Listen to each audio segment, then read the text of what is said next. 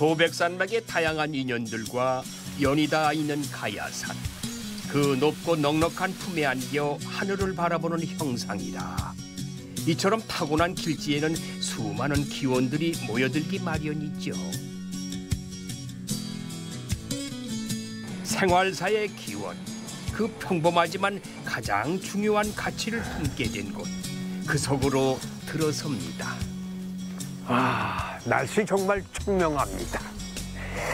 인연과 삶을 제대로 느끼고 싶을 때 생명의 땅이라 불리는 이곳 성주가 떠오릅니다. 현대인들에게 외로움을 잊게 해주는 곳, 이참에 떠나면은 싱싱한 참의 맛도 볼 수 있는 정이 꽉 찬 도시 성주로 테마 기행길 떠나보겠습니다. 함께 가시죠. 누군가의 탄생은 오랜 역사가 되어 두고두고 기억되고, 들고 다시 석실 방문을 열고 여기까지. 어떤 탄생은 향이 더욱 짙어지는 5월. 오, 야, 향 참 좋다. 노란 빛과 푸른 빛, 생명의 힘이 넘치는 성주로 갑니다.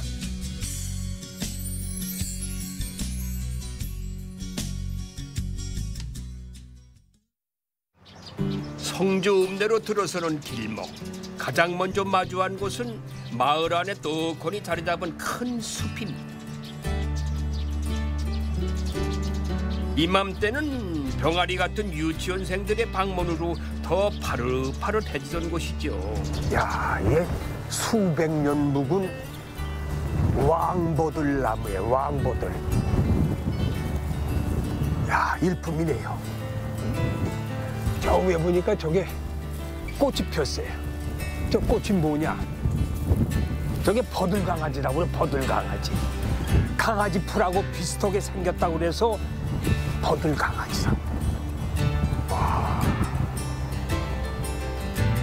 포근한 사랑이라는 꽃말도 가지고 있다지요. 이 포근한 숲은 옛 성주 읍성의 서문 밖을 지키던 숲이었다고 합니다. 옛날엔 이게 성 밖이었나요? 예, 그렇습니다. 근데 이 성 밖에 이 포도나무를 조성한 이유가 뭘까? 조선 중엽에 이 서문 밖의 마을에서 네. 소년들이 이유 없이 죽음이 많이 일어났습니다. 그 한 직관이 말을 하기를 이 마을에 있는 족두리 바위와 탄건 바위가 서로 마주보고 있어 재앙이 발생하니 그 중앙에 그 밤나무 숲을 조성하라는 그 권유를 듣고. 밤나무? 예, 처음에는 밤나무였습니다. 권유를 듣고 그대로 따랐지만은 그 재앙이 사라졌다고 합니다.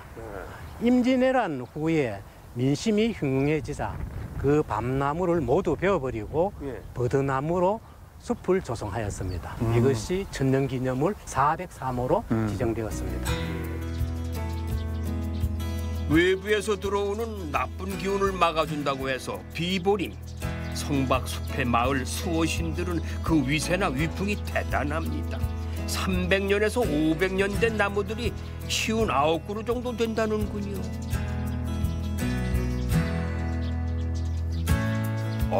이 나무는 풍채가 좋은데요. 아니, 이제 포도나무 밑에 예, 이게 숫자가 적혀 있어요, 번호가. 예, 맞습니다. 55-1이 뭐예요, 이게? 예, 우리 사람에게도 자기 이름이 있는 것처럼 이 버드나무도 55-1이라는 것이 이 나무의 이름입니다. 근데 이 나무가요, 예. 이 자체가 좀 품위가 있어 보이고 아주 좀 격이 있어 보여, 다른 나무에 비해서. 예, 잘 뻗어 올라갔어요, 그냥. 예. 아주. 맞습니다. 제대로 올라갔어요. 예, 예. 이 나무가 이 그 성박숲에서 가장 큰 나무이며 가장 잘생긴 나무입니다. 자, 이 제일 크군요, 이 나무가. 예. 그리고 이 높이가 약 14m 정도이고, 이게 14m? 14m 정도이고, 둘레가 약 6m 정도입니다.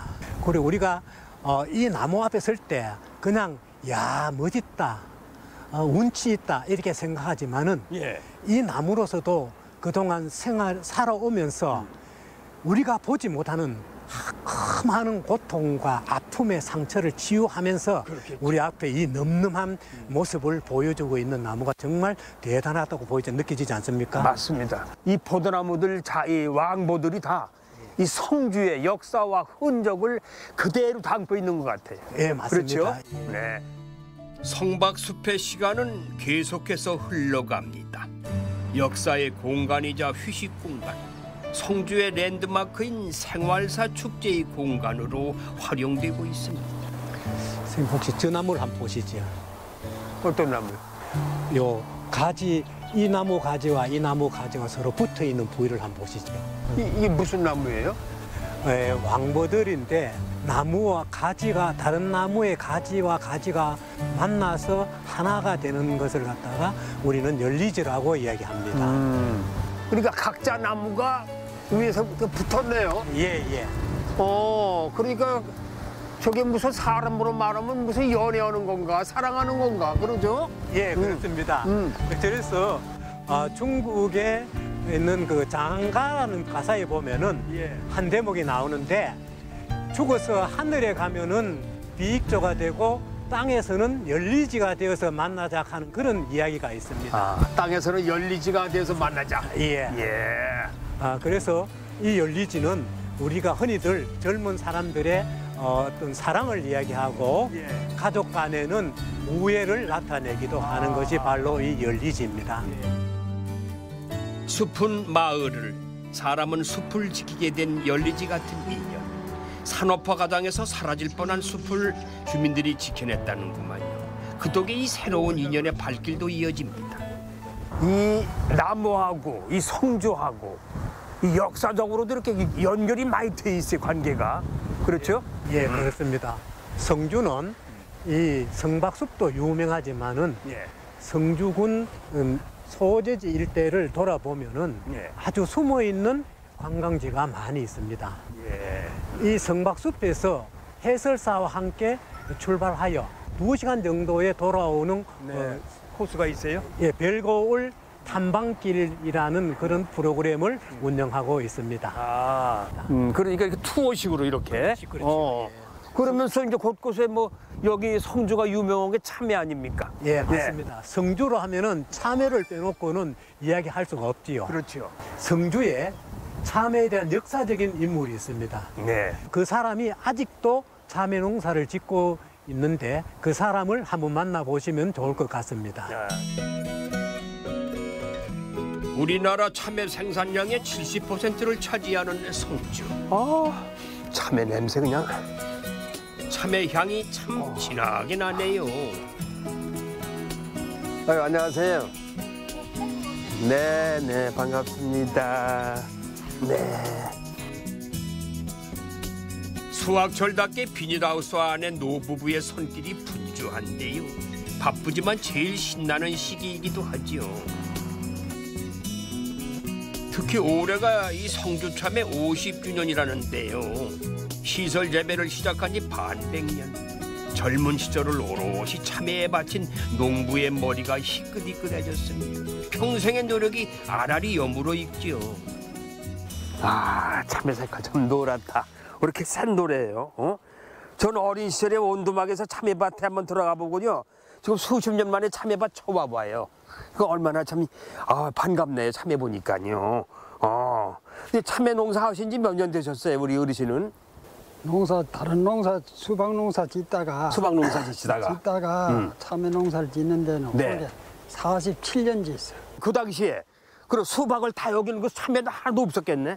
다 수박밭이었고, 그렇죠? 그때 당시에는 성주에 참외가 없었어요. 성주에는 참외가 없고, 밭에 변두리 밭에 참외하는 사람, 논에하는 사람 거의 80%가 죽고. 나 노지하던 사람 다 죽고. 원목이니까 접목을 하는데 그 순간 참 어려움도 많았습니다. 예, 그때 힘든 얘기 좀 해주세요. 얼마나 힘들었나. 힘든 걸 이 접목 방법을 찾으려고 무한히 노력을 했는데 고인된 백준년 씨라 하는 분이 그 대화를 하면서 같이 이 접목을 하면 괜찮을 것 같는데 그래가지고 접목을 시작했던 것입니다.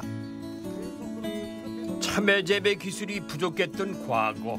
애지중지 키워도 한 해를 넘기지 못하고 노지에 심어놓은 것은 바람에 날아가 버리고 고생이 이만저만이 아니었다지요. 좋은 품종들을 접목하는 방법을 개발하는 후부터는 성주 땅에 이 튼실한 참외가 뿌리를 내렸습니다.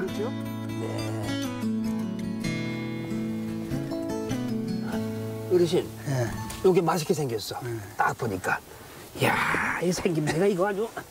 야, 이렇게 적어도 맛있잖아. 이게 저대로 완숙인데, 이거는. 몇 월 달부터 심어가지고 언제 수확을 하고 몇 개월 동안 수확하는지. 작년도 11월 10일경에 파종을 합니다. 파종을 해서. 파종을 해서 겨울에. 45일 켜야 봄밭에 정식을 하거든. 숨고 며칠 후에? 얼마나 후에? 50일 내지 55일 걸려야 한 달 반. 예. 달 반은 있어야. 수확을 합니다. 그때부터. 예. 그럼 몇 월 달까지 수확하세요? 이 7월 한 길게 나가면 7월 20일까지 갑니다. 고생해가지고 보람을 느낄 때 있잖아요. 막 너무 잘 돼가지고. 그럴 때 기분은 어떠셨어? 나는 짜다를 못 느꼈는데 뭐 전부 기자들이 뭐 이 기자가 미치 있다 뭐 한번 왔다 가면 기자들 오고 그러더라고.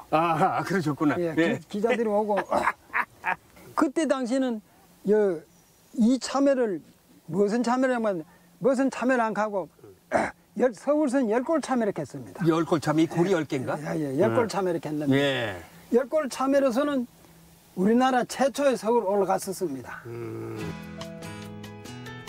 성주 참외는요 1970년대 노지의 10골 참외라고 불린 은전 참외를 재배한 것을 상업재배의 시작으로 보고 있습니다. 당시 개량된 교배종을 통해서 저온에 강하고 착과력이 더욱 우수해졌죠. 뭐 지금은 성주하면은 참외를 자동적으로 외칠 수 있게 됐습니다. 37개 그런 것도 맛있고 이것도 맛있고. 이 막사에 누르니까 그냥 참외 향이 가득해가지고 참외 냄새 나시죠? 안 나요? 우리는 장 맡았어. 잘 못 맡으시죠? 전 들어오자마자 참외 향에 야 향기롭다. 아이고. 그런 걸 아주 금방 느꼈어요. 네. 이 참외를 일반인들이 시중에 나가서 참외 고를 거 아니에요? 예. 근데 저도 참외 어떻게 맛있는 걸 골라야 되는지 잘 몰라요. 한번 좀 우리 어르신이 말씀해 주세요, 예, 어머니가. 어떻게 골라야 맛있는 거 고를 수 있나요? 참외는 네. 고리 요리 팍팍 젓는 게 일해야 돼. 요래 쏙쏙 들어가고 요래. 골이 좀 쏙 예. 들어간 거? 예. 응. 선명하게 요래 고리 쏙쏙 선명하게 들어간 들어간 거. 예. 네. 그리고 또 뭐 물론 뭐 단단하면 더 좋고. 네, 단단하고. 예. 또 이 색깔은 어때? 색깔은? 색깔은 이래 뭐 완전 노랗. 이래 뭐 황금빛색이 나야 맛있죠. 황금빛 색깔이 나야 또 맛있다. 예, 그런 게 참이 맛이 예. 있다. 예. 그런 걸 고르시면 된다. 예. 그런 고른 걸 저 한번 깎아주세요. 맛 좀 보고. 예. 평소에 그 참외 씨를 빼고 먹는 게 당연한 줄 알았는데요. 싱싱할 때는 함께 먹는 게 더 달고 맛있다는구만요. 야.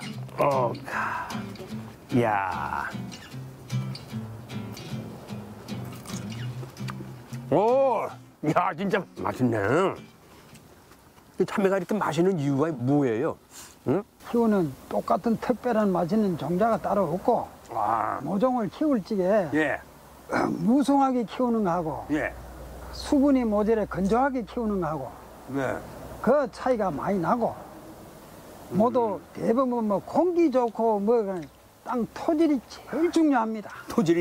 토양이 문제가 있고요. 토양이 좌지우지하는 거야. 토양이 다른 지역하고 이 지역하고 다른 지역에 참외 농사를 똑같은 종자를 해봐도 이 맛이 안 나더라고. 성주 참외가 역시 향이 좋고 맛이 좋은 이유를 알겠어요. 왜 참외가 맛있는지. 어르신 말씀 들으니까 이 수십 년 지난 후에나 제가 이해가 되네요. 말씀.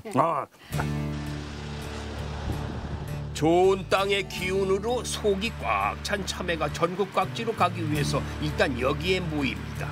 참외가 상품이 되기까지 전 과정이 펼쳐지는 산지 유통센터인 셈이죠. 여기가 그 맛있는 성주 참외가 자동으로 선별되는 곳인 모양이죠? 예, 그렇습니다. 예. APC 농산물 산지 유통센터입니다. 채척, 선별, 포장 모든 부분을 유통을 책임지고 함으로써 농가에게는 시가, 편익을 도모하고 산지나 우리 산지에서 소비자에게 균일한 상품, 안정된 상품을 공급함으로써 소비자들부터 신뢰받는 그런 시스템을 구축하는 곳입니다.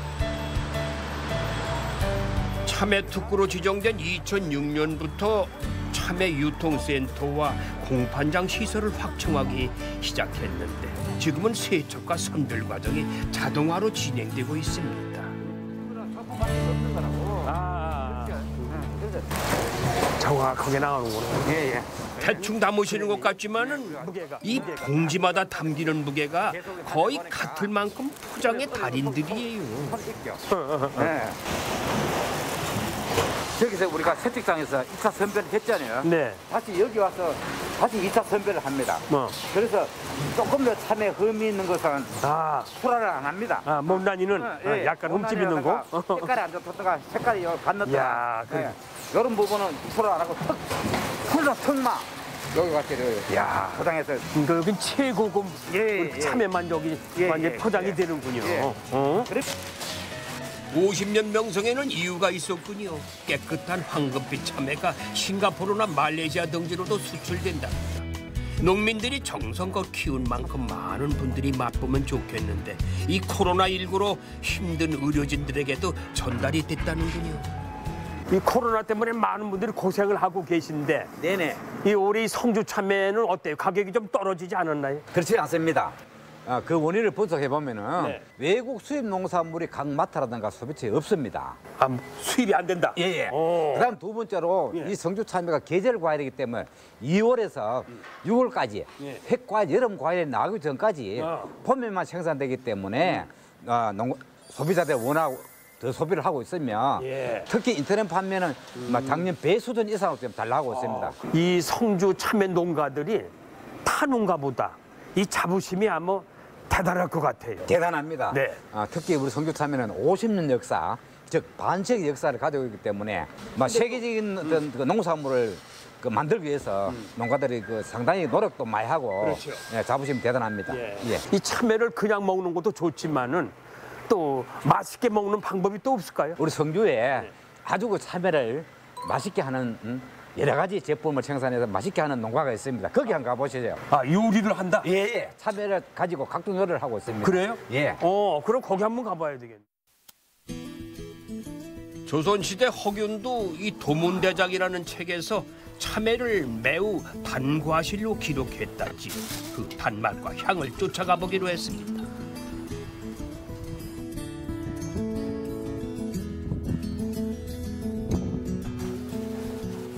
아유, 안녕하세요. 뭐하고 계십니까? 네, 안녕하세요. 아유, 반갑습니다. 네. 여기가 뭐 참외 전문 요리하는 곳이에요? 맞아요? 제대로 찾아오셨네요. 참외 전문 요리. 네네네. 예. 근데 지금 뭐 하시는 거예요? 지금 그 참외로 청을 담은 거거든요. 청? 네. 참외청? 청을 가지고 다른 요리에 참외 요리에도 넣고 저희들 음식에 단맛 내는 데는 참외청으로 쓰고 있거든요. 참외청으로. 냄새가 좋네. 이게 참외 향입니다. 참외향? 예, 맛볼 수 있나요? 네, 어머, 드셔보십시오. 새콤, 달콤, 새콤, 달콤하네 맛이. 네, 최 선생님이까지 오셨는데 참외 요리 맛보셔야죠, 그죠? 그렇죠. 네, 청으로 네. 참외 요리 여러 가지 장아찌라든지 맛보시러 가보실래요? 그래, 좋습니다. 네, 저 따라오십시오. 보여주세요. 향토 요리를 연구하다가 참외 요리에 관심을 가지게 됐다는 사장님. 참외를 생으로만 먹는 줄 알았는데 성주에서는 반찬으로 해 먹는구만요. 가야산에서 채취한 산나물이 곁들여진 깔끔한 한정식 한 상이 차려졌습니다. 그냥 봐서는 어느 것이 참외 요리인지 잘 모르겠지요. 이게 전부 다 참외로 만든 요리란 말이죠? 네, 저희 집 식재료로는 단맛을 내는 데는 참외청을 내려서 하고요. 네. 신맛 나는 거는 참외 식초를 만들어서 쓰고 참외 있습니다. 식초. 네, 그래서 좀 더 안전 한번 끓여갖고 보시면 됩니다. 거의 다 그런 참외가 다 들어간 거구만. 네, 그럼. 참외가 들어가고 참외청이 청이 들어가고 들어가고, 신맛은 식초가 참외 식초가 들어가고. 네. 참외자가 다 들어가고. 네, 네, 네. 그러니까 어떤 게 참외? 쌤, 뭐가 참외인지 한번 참외? 맞춰보실래요? 이거는 참외 같아. 참외 같죠? 네. 네. 네. 아삭아삭 씹는 맛이 있네. 쌤, 그 참외 장아찌 맛이 어떠신가요? 장아찌지 뭐. 장아찌지 뭐. 식감이 좋아. 식감이 좋아요. 아주 새콤하니. 근데 사장님 네.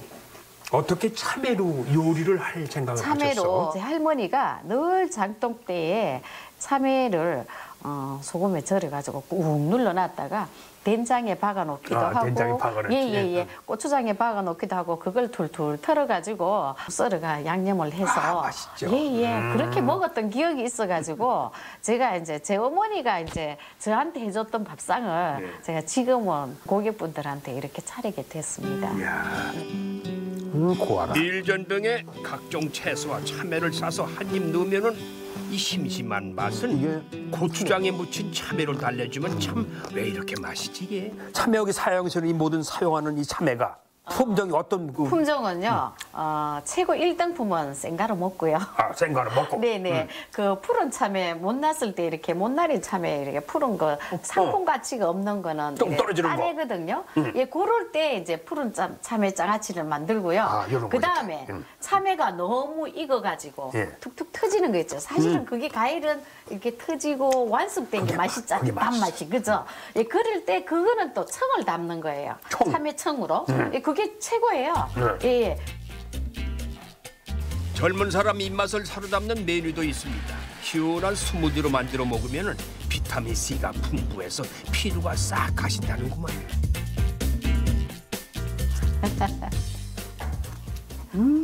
참외의 맛 그대로입니다. 진짜? 달지도 않고 참외 맛 진짜 그 맛이네. 네. 와, 아주 맛이 제 맛인데. 아주 저한테 딱 맞는데. 건강하십시오. 고맙습니다. 네. 저는 이 맛있는 거 먹고 네. 여러 가지 건강 잘 챙기겠습니다. 네. 어. 아유, 고맙습니다. 고맙습니다. 건강한 땅을 가진 성주는 참외의 명당이기도 하지만 조선 왕실이 인정한 명당이기도 합니다. 이곳 성주의 태아의 탄생을 소중히 기억하고 보관하는 세종대왕 왕자 태실이 있습니다. 와. 예. 여기가 세종대왕 왕자 태실이라고 제가 알고 있는데 예, 아들들의 태. 아들들. 19남 4녀가 있습니다. 세종대왕에게는. 19남. 예, 그런데 문종을 제외한 18남, 예, 18왕자만 여기 태를 안치하게 되었습니다. 그런데 왜 이 넓은 곳에 왕자 태실을 여기가 조성이 됐는지 다른 곳도 많을 텐데 그 이유는 궁금해요. 실록에 보면 대지의 길지가 뭐 봉황이 알을 품었네 이런 형상들이 아니고 예, 평지에서 우뚝 솟은 평지가 대지의 길지다 이런 기록이 있습니다. 그래서 우리네 산들이 다 이렇게 생겼지만은 그렇죠. 처음부터 이렇게 생긴 산이 아니고 처음부터 이렇게 생긴 산 일깎지 않아도 평평한 땅이 있는 봉우리를 대지의 길지로 봅니다. 그래서 여기가 아주 적격한 땅이죠. 평지에서 높은 평지. 평지 그렇죠. 네. 그런 곳이 태실로서는 아주 최고의 명당이다. 길지다. 예. 엄마의 자궁속같이 평온해 보이지요. 태실 관리에 특별한 정성을 기울였던 조선 왕조. 왕자가 태어날 때마다 깨끗이 씻은 탯줄과 태반을 묻는 의식을 치렀는데 왕자, 모든 왕자가 똑같이 축복을 받았지만 그 이후의 삶은 같질 않았습니다. 여기는 금성대군 태실인데 왜 안 보이네요? 네, 금성대군 저 앞에 안평대군도 안 보이죠. 한남군, 하의군, 영풍군 이렇게 5개가 없습니다. 세조가 왕위에 오를 때 반대했던 형제들이에요. 반대했다기보다는 옳지 않다고 생각했던 형제들의 태를 신하들이 임금님 태와 같이 있으면 좋지 않다고 주청을 합니다. 그래서 세조 3년에 파서 깨버렸습니다. 그래요? 그런데 마침 요 기단석은 그 당시에 석공들이 다 깨지 않고 주변에 굴러버렸어요. 그런데 1977년 여기 발굴 볼군 작업을 할 적에 땅 밑에서 찾아내서 발굴했군요.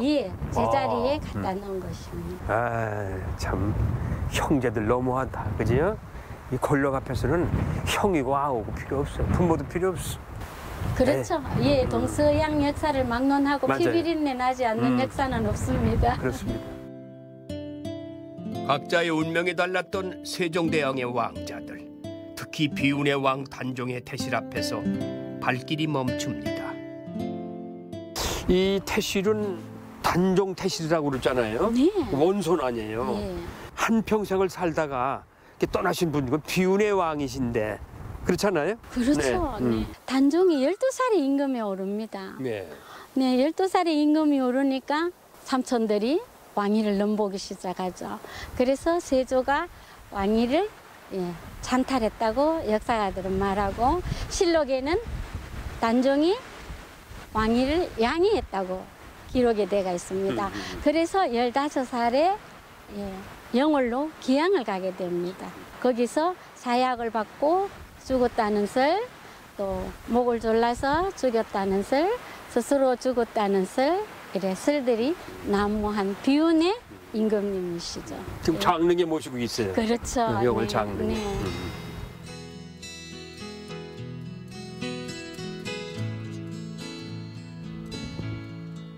단단하게 봉해진 태실 내부가 궁금해집니다.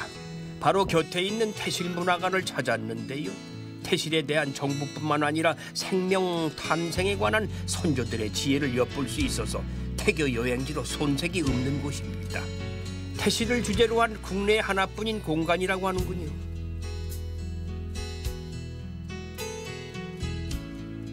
해설사님, 여기는 어떤 곳인지? 여기는 태를 봉안하는 데까지, 경복궁을 출발해서 안태하는 데까지 필요한 그 절차와 그다음에 안태 행렬과 모든 절차를 한 곳에 볼 수 있도록 해놓은 곳입니다. 왕자가 왕이 됐다. 예. 그럼 태시대의 격도 서로 차이가 나나요? 그럼요. 당연히 차이 나죠. 우리 한글로는 다 같은 태봉입니다. 근데 한자로는 일반 왕자 태실은 그냥 봉우리 봉자를 쓰는 태봉. 임금이 되면 아까 가봉비 보셨죠? 그런 표석도 세우고 둘레석도 하고 치장을 다시 하면서 태봉할봉자를 써서 태봉이라고 격상을 시킵니다. 와, 당연히 다르죠. 완전히 다르네요. 네, 왕하고 네. 왕자하고 왕하고. 그럼요. 네. 묻었다는 게 최초의 기록. 국운과 관련이 있다고 하여 태를 보관하는 일을 중요하게 여겼다는 조선 왕실. 왕실의 출산 의례부터 탄생의 과정까지 그 아름다운 과정을 따라가다가 추억의 물건을 발견했습니다. 야, 이건 뭐야? 이거는 금줄 아니에요? 애기 나면은 요즘 보기 문 힘들. 앞에, 대문 앞에다 이렇게 걸어두고 쳐놨던 건데. 네. 야, 나 이거 한 40-50년 만에 처음 보는 이런 건 언제 벗겨서 난 우리 동네 아기 때 우리 집 앞에 우리 엄마가 아기 낳았는데 아들 낳았어요. 그래서 고추만 다루는 거 그 기억이 나요. 네. 그 집집마다 옛날에 다 이런 통습이 있었잖아요. 네. 그죠? 우리 조상들의 지혜가 얼마나 놀라운지 몰라요. 지금은 휴대폰이 있어서 아들 낳았다, 딸 낳았다 연락이 바로 가죠. 근데 이웃집 새댁이 배가 불렀어요. 그런데 언제쯤 해산을 했을까, 아들을 낳았을까, 딸을 낳았을까 모르잖아요. 그런데 그 궁금증을 이 암호가 다 풀어주는 겁니다. 자, 검주를 쳤다는 그 자체가 아기를 낳았다는 뜻이에요. 그런데 아들인지 딸인지 궁금하시죠? 아이고 반갑게도 아들을 낳았네요. 고추를 꼽아놨어요. 섭섭하게 딸을 낳았습니다. 숯을 꼽았어요. 그런데 더 중요한 거는 아기가 면역이 없잖아요. 그러니까 이 검줄로 인해서 우리 집에 아기가 태어났으니 당분간 출입을 금해 주십시오 하는 그런 암호가 여기 다 담겨 있어요. 얼마나 이렇게 지혜롭게 두르지 말고 아들인지 딸인지 구분 다 해주고. 참 오랜만에 몇십 년 만에 저는 아주 귀한 걸 보았습니다. 지금은 이제 도저히 볼 수 없는 과거 세종대왕 왕자태실 태봉한 의식을 설명해 놓은 곳인데요. 실제로도 볼 수 있습니다. 성주군에서는 매년 세종대왕 왕자태실에 안치할 왕자의 태를 경복궁에서 성주로 봉송하는 여정을 그대로 재현하고 있습니다. 여기 있으면 누군가가 해하기가 쉬워요. 요거 하나 들어내면 가운데 게 나오잖아요. 그러면 해할 수가 있어요. 그런데 아까 제가 8명이 들었다 그랬잖아요. 저 가마를 안전하게 해서 여기도 개첨석 들고 중동석 들고 기단석 들고 다시 석실 방문을 열고 여기까지 오려면 많은 시간이 걸리면은 누구에겐가 들킬 확률이 높아지는 거죠. 또 태교 음식이네요. 요즘은 건강한 출산을 위해 엽산과 같은 영양제를 먹기도 하지요. 우리 조상들은 아이를 가졌을 때 어떤 음식을 먹었을까요? 태교 음식 종류 쭉 나와 있는데 골고루 하나 좀 소개 좀 해주세요. 저 잉어하고 인삼죽은 임산부의 몸을 건강하게 하고 태아를 건강하게 하는 거고요. 저 손편은 솔잎배지입니다. 솔잎에다. 예, 솔잎배지죠. 그 솔잎배지는 거는 머리가 좋아지라고. 예, 머리가 좋아지라고. 그리고 식혜 같은 경우는 지금 우리가 장을 좋게 하기 위해서 뭐를 먹습니까? 요구르트 같은 걸 먹죠. 그런데 식혜가 발효 음식이에요. 그렇죠. 예, 소화제로 식사와 식사 사이에 예, 임산부의 건강을 위해서 예, 소화를 돕는 위해서 예, 식혜와 물엿을 마셨다 그래요. 참 지혜롭네요. 우리 네, 조상들도 네. 짱매 그런 건 없어. 그런 거의 건 다. 없어요. 아, 예. 김치도 없어. 예. 그냥 아주 담백하면서도 순수한 거. 그렇죠. 그렇죠? 네, 예. 안 매운 거, 예. 안 짠 거. 그리고 또 곡물. 그래, 곡물 곡물. 위주로 예, 예. 땅에서 나는 그렇죠. 예, 그런 음식으로 근데 예. 이 세종대왕 왕자 태실이 이 무슨 의미일까요? 여기다 이렇게 만들어 놓은 의미가 있을 거예요, 그지? 그 역사적 가치로 저는 생명 존중에 예, 가치를 많이 둡니다. 그리고 지금 문화적 가치로는 저 세종대왕자 태실이 태실 문화 연구에 큰 역할을 한다고? 역할을 하죠. 네. 그래서 그런 큰 의미를 갖고 있다. 네, 네. 그리고 후손들에게 조상들이 어떻게 사람의 인간의 태를 어떻게 갈무리 했나도 중요하지만 귀하게 여겼다는 예, 생명을 귀하게 여겼다는 그런 문화적 가치가 아주 높은 거죠. 제가 오늘 둘러보니까요. 남녀노소를 불구하고 한 번씩은 다 우리가 엄마 뱃속에서 태어난 사람들 아니에요? 그렇죠. 한 번 와서 보면은 다시 한번 생각하는 게 있을 것 같아요. 우리 엄마에 대한 생각, 그렇죠. 그리고 애에 대한 생각. 네. 그게 필요한 것 같은데 여러 가지. 그럼요. 그죠? 네. 그래서 평생에 한 번은 저는 이 성주를 다녀가는 게 좋을 것 같다. 예. 옳은 말씀이세요. 세종대왕 왕자 태실에서 내려오면은 불과 200m 아래에 태실의 수호 사찰인 선석사가 있습니다. 사람 인자 모양의 맛배지목을 가진 법당들이 우리를 맞이하는구만요. 절의 얼굴인 대웅전.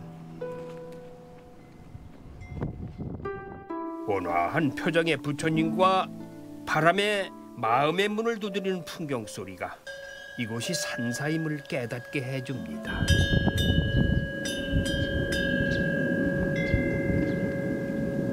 야, 이 풍경 소리, 와. 오랜만에 들으시죠? 오랜만에 듣는 거. 예. 예. 바람이 오늘 우리는 괴롭혔지만 저 풍경 소리는 저희들을 기쁘게 해주네요. 네, 이 선석사, 선석사. 선석사. 네. 아주 고즈넉하고 네. 큰 절은 아니지만은 네. 여러 가지 이렇게 의미가 있는 것 같아요. 네. 근데 선생님 여기가 선석사가 어떤 곳인지 좀 말씀 좀 해주세요. 네, 선석사는 꽤 천년 이상 된 고찰입니다. 신라 효소왕 1년에 지어진 사찰인데 원래는 여기서 저 서쪽에 조금 떨어져 있던 곳에 지었을 때는 신광사라고 그랬습니다. 다른 쪽에 있었군요. 네, 근데 고려말 공민왕 때 나홍대사가 주지스님으로 오시면서 저를 옮겼습니다. 옮겼는데 저 마당에 돌 한번 보시죠. 예. 저 돌이 나왔습니다. 아, 이거? 예, 지금 오. 같으면 장비가 있어서 옮길 수 있었겠죠. 그 당시에는 저 돌을 옮길 수 없었어요. 그래서 나홍대사가 신강사를 옮기면서 선석사라고 사찰 명칭을 달리 부르게 됐습니다. 그래서 지금 선석사. 장소를 옮긴 다음에 이 예, 돌을 보고 예. 선석사라 이름을 이 지으셨다. 돌을 이제 그 당시 기술로는 아마 깨 깊이 박혀 있는 것 같아요. 그래서 예, 선숙사라는 예, 사찰 이름이 붙게 되었습니다. 그리고 이 선속사에도 특별한 보물 같은 것도 있어요? 네, 보물이 한 점 있습니다. 개굴탱한데요.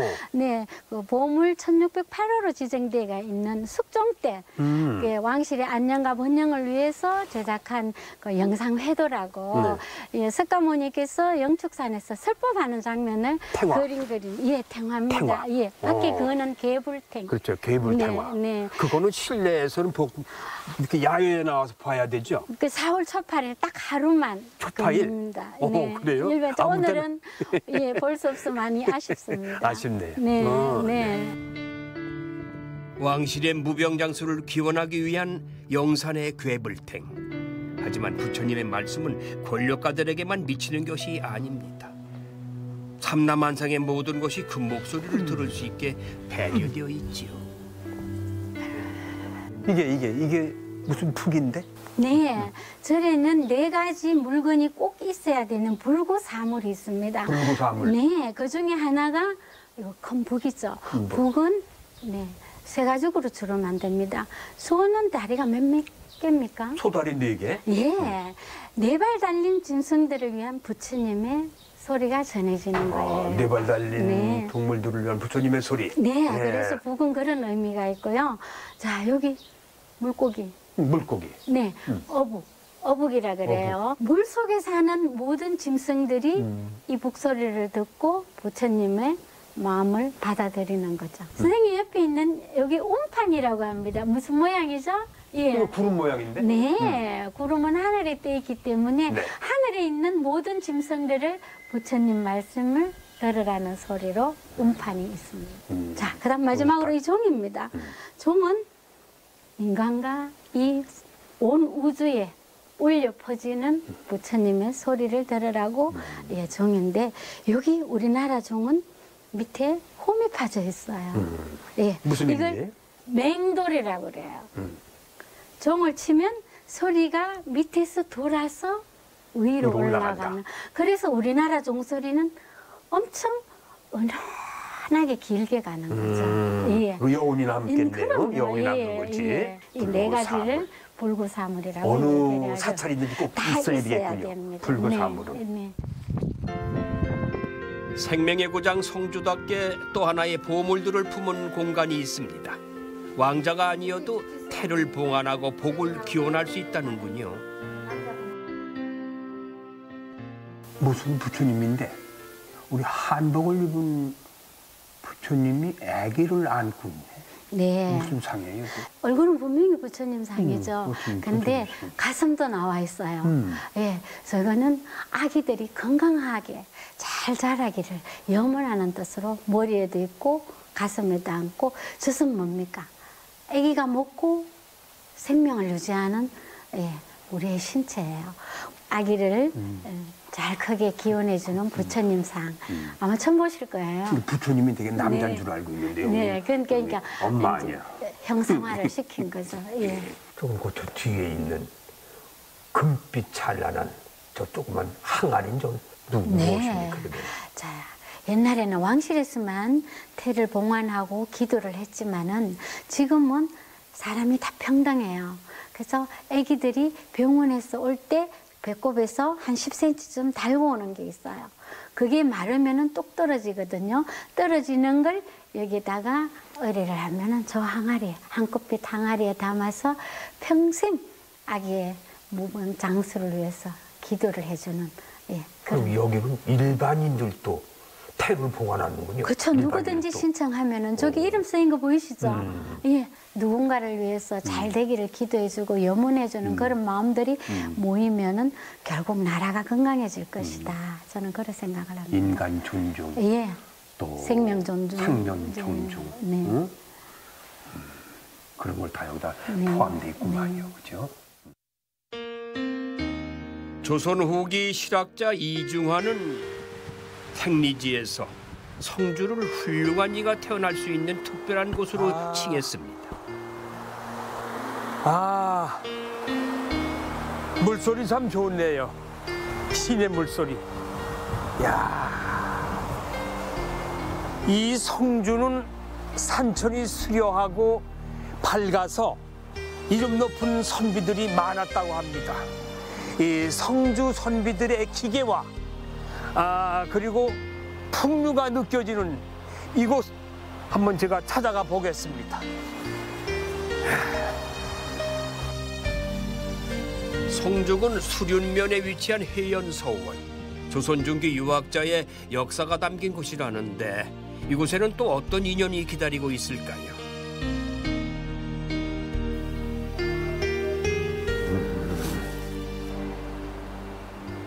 이곳이 해연서원이라고 알고 있거든요. 근데 이곳이 어떠한 곳인지. 여기는 조선시대, 조선 중기 대유학자이신 한강 정구 선생님의 뜻을 기리기 위해서 세운 서원입니다. 네. 그럼 여기서 살고 계셨나요? 아니면 거기서 공부를? 사신 곳은 여기는 아니고 젊었을 때 여기에서 그 서당을 지어서 후학들을 가르쳤어요. 후학도를 가르치던 곳. 그럼 뭐 여기 학교네? 예, 그렇죠. 그렇죠? 예, 그러다가 이제 한강 선생님 돌아가시고 제자들이 선생님 뜻을 기려가지고 그 서당 자리에 서원을 건립하게 되었습니다. 예. 대개 이황 선생을 포함한 영남 5현 중에 한 분이신 정구 한강 선생. 강학 공간인 강당을 중심으로 수학하던 유생들이 거처했던 동제와 서제로 구성되어 있습니다. 강당 앞에는 전기가 없던 시절 불을 밝히기 위해 세운 정료대가 있구만요. 이게 아까 동제라고 그랬죠? 이게 서제. 여기서 공부한 사람 중에 아주 걸출한 인물이 배출된 사람은 없어요? 있습니다. 누구예요? 한강 선생님 자체가 워낙 걸출하신 분인데 당연히 제자들 중에서도 걸출한 사람이 안 나왔겠습니까? 제자 중에서. 예, 구미 인동의 여헌 장행광 선생, 외관의 석담 이은호 선생, 우리 성주의 등암 배상용 선생 같은 그 후학을 길러내셨습니다. 그 유명한 분들이 여기서 배출됐는데 그분들 중에 그림, 저 글씨도 그분들 중에 한 분이 쓰신 건가요? 그렇진 않고요. 예, 저기 망우남이라고 쓴 거는 우리나라의 어떤 독특한 서체를 만드신 미수 허목 선생님의 글씨입니다. 허목, 허목 선생. 그 미수체라고 불리기도 합니다. 그러세요. 그럼 저것도 체가 비슷한데 다르나요? 저거는 다른 분이 있었습니다. 저거는 광효라는 자를 가진 분이 쓰신 글입니다. 저기 옥설헌이라고 되어 있습니다. 그래도 그런 역사적으로 흔적이 있는 곳이네요. 예. 유물전시관인 숙무각을 찾으면은 한강 정구 선생을 좀 더 가까이에서 만나뵐 수가 있습니다. 다양한 자료와 선조 41년인 1608년에 가선대부 사원부 대사원에 임명된 교지도 볼 수가 있고요. 한강 정구 선생은 평소 관직에 뜻을 두지 않았으나 국가의 부름으로 관직에 나올 경우에는 주로 외직을 선호하셨다는구만요. 저서 또한 하나의 학문에 치중하지 않고 다방면에 관심을 두셨습니다. 함주주는 이게 우리 정구 선생님이 직접 지으신 겁니다. 집필하셨구나. 예. 한강 선생님은 각 지역에 그 임지에 부임을 하면은 전체적으로 그 지역의 지지를 발행을 하셨습니다. 이 한강 선생님 여러 업적 중에서도 아주 중요한 그런 업적인데 그 중에서 지금 현재 남아 있는 게 이 함주지라는 책입니다. 함주가 지금 경남 함안입니다. 함안. 예. 그래서 지금 이 지지 같은 경우는 그 지역 역사를 연구하는 데서 아주 중요한 사료가 되고 있습니다. 한강 정구 선생이 심고 가꾼 백매원의 매어나무를 뒤로 하고 서원 뒤쪽에 산책로를 올라가면 이 기암괴석과 수목이 절경을 이루는 풍류의 장소를 만납니다. 봉비암.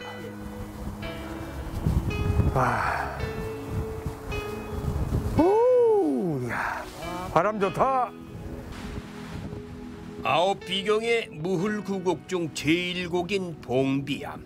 물소리와 숲의 아름다운 조화가 한강 정구 선생과 제자들의 눈길을 사로잡았을 것 같습니다. 근데 여기가 아까 올라올 때 보니까 봉비암이라고. 봉비암이 어떤 곳입니까? 예, 무hul구곡의 제1곡 출발점입니다. 옛날 그 전필제 김종직 선생의 글에 나옵니다.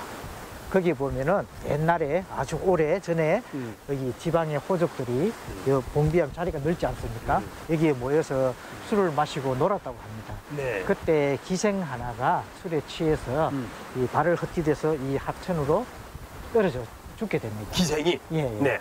그래서 그 기생 이름이 막 봉비였어요. 떨어진 기생 이름이 봉비였다. 예, 예. 그래서 떨어진 곳이 여기이기 때문에 봉비암이다. 예, 예.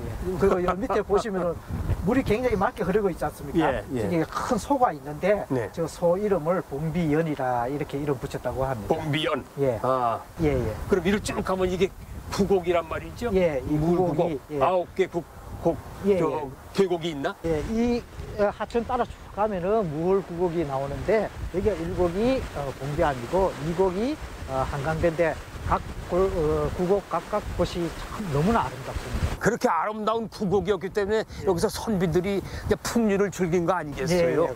골고루 각 곡마다 선비의 흔적이 다 남아 있습니다. 아, 기가 막힙니다. 내가 옛날 예. 선비로 태어났어야 되는데 예, 풍류를 불면서 한번 여기서 시를 한번 읊어야 되는데. 아름다운 풍경 앞에서 발동하는 시심은 나만의 것이 아닌 것 같습니다. 그 옛날 한강 정구 선생 그리고 제자들과 같은 마음입니다. 여기가 이제 일곡 봉비암을 글귀를 여기다가 이제 물품 건데 이 시이네요. 그러니까 일곡이라 여울 어귀에 낚싯배를 띄우니 석양빛 시내 위에 실 같은 바람 감도네 뉘알리오 인간 세상에 잡념 다 버리고 박달나무 삿대 잡고 저문한 게 휘젓는 줄을. 아, 이 시를 보면 한 폭의 그림 같지 않습니까? 예, 낚싯배 띄워놓고 예, 강물에 낚싯배가 있고 예, 또 인근의 인가에서는 불을 떼니까 연기가 피어오르고 그렇죠. 예, 그러면서도 선비들의 어떤 여유로움, 낭만, 예, 이런 게 유유자적하는 그런 모습들이 선하게 이렇게 그려지는 듯합니다. 그러니까 세상 잡념 다 버리고 예, 예. 풍류를 즐기는 선비들의 예, 모습 예. 좋습니다. 선비들의 삶이 이어지는 이곳, 성주 생활사 문화의 삶을 대표하는 한계 마을입니다. 전통을 고수하고 있는 이곳이 풍수지리적으로도 명당이지만은 여행의 풍미를 높여준 좋은 터이기도 합니다. 아, 이 겹벚꽃 참 예쁘네요. 연분홍 벚꽃 같아요, 그죠? 색깔이. 자주는 아니고 연분홍. 네, 연분홍 겹벚꽃입니다. 저것도 이쁘지만 그 밑에 이렇게 이 기와도 아름답고. 네. 그리고 이게 운치가 있는 이 벽돌. 이게 뭐라고 그러죠? 이게 석돌? 토석담이라고 합니다. 토석담. 예, 흙과 돌과. 돌로 이렇게 섞어 쌓은 토석담이라고 하는데요. 토석담. 한계마을은 토석담이 아름다운 마을로 유명한 곳입니다. 마을 전체의 토석담의 길이가 3.3km가 되는 그런. 그렇게 길어요? 예. 지금 한계마을이라고 하셨는데 한계마을은 무슨 한계가 무슨 한계예요? 한계는 큰 개울, 큰 갯벌을 의미하는 마을이고요. 예전에 마을 앞 백천가에 큰 물이 졌다가 빠져나가면서 큰 개울이 형성이 되어져서 붙여진 이름이 한계입니다. 이것을 한문으로 표기하면 큰 대자와 개토자를 써서 대포라고 또 부르고 있습니다. 대포마을. 예, 대포리라고. 예, 대포리. 예, 예. 그렇군요. 이 좋은 풍경을 매일 본다면은 배포도 커질 것 같죠. 산지와 접한 고택을 따라 이어진 토석담과 함께 걷다 보니까 특별한 바위를 만났습니다. 이 마을 가운데 입구에 이런 아주 탐스러운 바위가 있는데요. 이게 보니까 광대바위라고 하는데 이 광대바위에 대한 그 역사를 좀 말씀 좀 해주시겠어요? 예, 이 광대바위는 수백 년 됐다고 보시면 됩니다. 이 광대바위의 의미는 이 마을에 과거 합격자를 위한 그 잔치를 벌였는데 이 바위 주위에서 벌렸고요. 그때 광대들이 놀았던 자리를 광대거리라고 합니다. 예. 자, 광대들이 그 줄타기를 할 때 밧줄을 이 바위에 메고 했기 때문에 광대바위라고 부르고 있습니다. 광대들이 놀았던 마당. 그렇죠. 광대거리라고. 그 여기서 줄놀이도 하고 무슨 뭐 다른 놀이 많이 한 모양이죠. 그리고 이 마을은 과거 급제자를 많이 배출한 마을이기 때문에 예, 거의 1년에 몇 번씩 잔치를 벌였다고 보면 되죠. 그런 큰 행사를 여러 번 치르고 있구나. 그렇죠. 해마다 네. 그런 잔치를. 마을에 1200년 된 절이 있어 마을이 생긴 시기도 비슷하게 유추하는데 집성촌을 이룬 성산이씨가 세고한 지는 약 550년 정도 된다는군요. 시도 민속문화재 중에 한 곳인 교리댁입니다. 이 집은 1760년에 이석구 선생이 지은 집인데요. 후손인 이기상이 홍문관 교리를 지냈다고 해서 교리댁으로 부르고 있습니다. 이 홍문관 교리를 지낸 이기상 이분은 그때 당시 조선시대에 장원급제를 하신 분입니다. 예, 들어오시다가 회화나무 두 그루 보셨죠? 네. 한계마을에서는 회화나무를 어떨 때 심냐면요. 과거에 급제를 할 때 기념식수로 심었다고 해요. 기념식수로? 네, 그러니까 이 집에는 두 분의 문과 과거 급제자가 배출되어진 집이고요. 그리고 이기상이라는 분은 조선시대 장원을 하신 분이십니다. 조선의 탑이신 장원을 하신 분입니다. 이야, 그럼 이 집이 아주 어마어마한 집이네요. 사도 제자를 그리워하며 북쪽으로 살인물을 낸 응화 고택까지 역사적 공간들이 눈앞에 펼쳐집니다. 집집마다 물론 다 고택이지만은 또 양반들이 살던 집이고 여러 가지 큰 인물들이 많이 사셨던 곳이라서 더 볼거리가 많네요. 코로나 끝나면은 이 학생들도 물론 많이 오겠지만 이 방송 보시면은 이런 고택도 있구나 와서 직접 체험하시면은 더더욱 교육적인 의미도 클 것 같습니다. 또 다른 공간, 또 다른 풍경으로 이어주는 다리. 이를 통해 수많은 인연을 만나게 되죠. 아름다운 풍경이 있는 곳은 좋은 명당이 되고 좋은 명당은 사람에게나 식물에게나 행복한 기운을 주는 것 같습니다. 참외가 무르익어 가는 성주에서 만난 다양한 인연들, 그 인연이 이어지는 명당의 여행의 명당이 바로 성주가 아닌가 생각됩니다. 대마기행 길 여기서 인사드립니다. 감사합니다.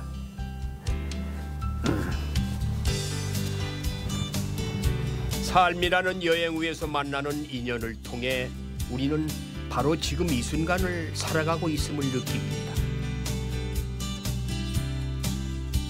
달콤한 참외의 향이 하루하루의 노력으로 여문 결실이라면 우리의 시간도 하루하루의 만남으로 채워지는 소중한 기억이겠지요.